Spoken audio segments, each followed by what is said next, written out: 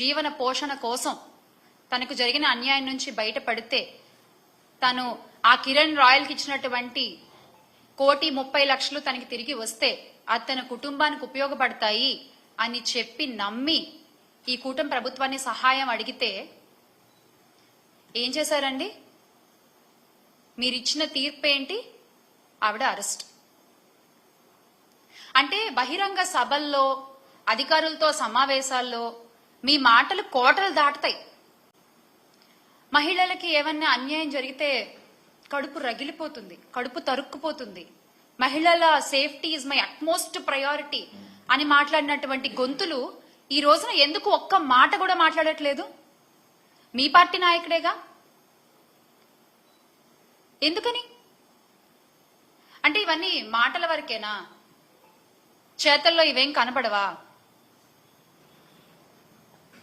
ఒక ఆవేశం అదంతా ఏమైపోయింది? ఈ రోజున ఆవేశం అంతా ఏమైపోయింది? లేకపోతే ఏమన్నా డ్యూటీ దిగారా? చెప్పండి. జస్ట్ అంటే ఏమైనా గ్యాప్ తీసుకున్నారా? మళ్ళీ మీరు డ్యూటీ ఎక్కాక ఇవన్నీ చూస్తారా?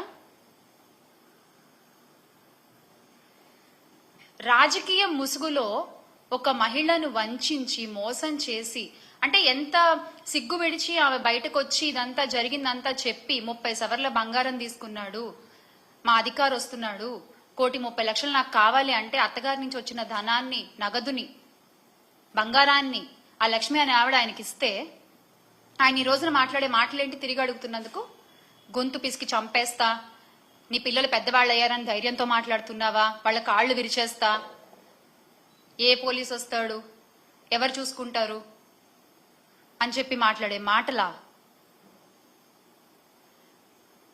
పార్టీ అధినాయకుడేమో మహిళల ప్రయారిటీ మాకు ముఖ్యం, మహిళల రక్షణ మాకు అట్మోస్ట్ ప్రయారిటీ అని మాట్లాడతాడు. కానీ ఆ పార్టీలో ఉండేటువంటి నాయకులు మాత్రం చేసే పనులేమో ఇవి. అంటే ఈ ఆధారాలన్నీ పట్టుకుని ఆ సగటు మహిళ పోలీస్ స్టేషన్ కి వెళ్లి ఫిర్యాదు చేద్దాం అనుకుంటే కనీసం కంప్లైంట్ కూడా తీసుకోరా అండి పోలీసులు? ఇదేం అన్యాయం అసలు? ఏం రాజ్యం నడుస్తోంది ఇక్కడ? ఇదే గత 5 ఏళ్లలో చూసుకుంటే ఫోన్లో దిశ యాప్ ని నొక్కిన, ఫోన్ ని షేక్ చేసిన, ఆడపిల్లలపై అన్యాయం చేయాలనుకున్న వాళ్ళని షేక్ చేసేలా, వాళ్ళ అంతు చూసేలా పనిచేసిన వ్యవస్థలో ఉన్న ఈ రాష్ట్రంలో ఈ రోజున మహిళలు భయంగా బతుకుతున్నారు. అరే ఇంత జరుగుతున్నా ఒక్కళ్ళు నోరెత్తరు, ఒక్కళ్ళు నోరు తెరిచి మాట్లాడరు.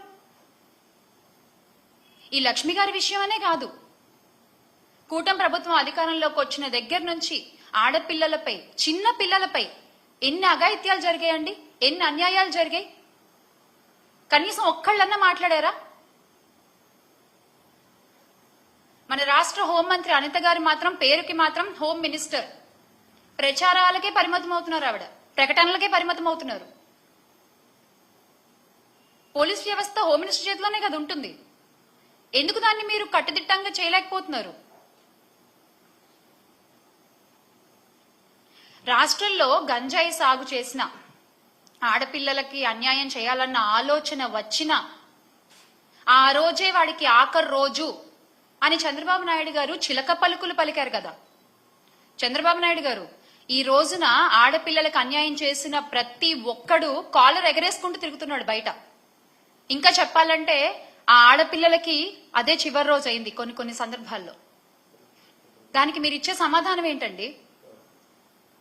దానికి మీరు ఇచ్చే సమాధానం ఏంటి? తొక్కి పట్టి నార తీస్తాం, ఆడపిల్లల జోలికి వస్తే తొక్కి పట్టి నార తీస్తాం, నడు వంచి దెబ్బలు కొడతాం అని చెప్పినటువంటి పవన్ కళ్యాణ్ గారు ఏది తొక్కలేదు, నారాలేదు. మహిళలకు అన్యాయం చేయడం ఒక రాయల్టీగా ఫీల్ అవుతున్నారు జనాలు. మహిళలకి అన్యాయం చేస్తే ఏం కాదులే అంటే వాళ్ళలో ఒక వణుకు, ఒక భయం అనేది తగ్గిపోయింది. ఎందువల్ల? ఒక కట్టుదిట్టమైన వ్యవస్థ లేకపోవడం వల్ల. గత 5 సంవత్సరాలు ఇలా లేదే. ఆడపిల్లల జోలికి రావాలంటే వణుకు పుట్టేది ఒళ్ళంతా. ఎందుకంటే వేగంగా శిక్ష పడుతుంది, వేగంగా పోలీసులు అక్కడికి చేరుకుంటారు, నేరస్తుడు తప్పించుకునే టైం కూడా ఉండేది కాదు. అంత ధైర్యంగా బతికిన మహిళలు ఈ రోజున కూటమి ప్రభుత్వంలో గుండెలు అరచెత్త పట్టుకుని బతుకుతున్నారు. అయినా ఇలా తప్పులు చేసే వాళ్ళందరికీ కూడా కూటమి ప్రభుత్వం మద్దతు పలుకుతూ ఉందంటే నాకు ఆశ్చర్యం వేస్తుంది ఒక్కసారి. మళ్ళీ కిరణ్ గారి విషయంలో, కిరణ్ రాయల్ గారి విషయంలో అంటే ఆగ మేఘాల మీద లక్ష్మి గారిని అరెస్ట్ చేయడానికి జైపూర్ రాజస్థాన్ జైపూర్ నుంచి పోలీసులు వచ్చేశారు, అరెస్ట్ చేశారు, తీసుకెళ్లిపోయారు. మరీ గమ్మత్తుగా ఈ విషయాన్నైనా 3 రోజులు ముందే చెప్పారు.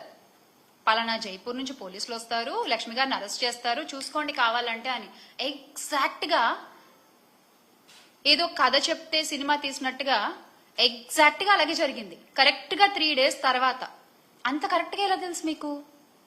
మీరే ప్లాన్ చేశారా?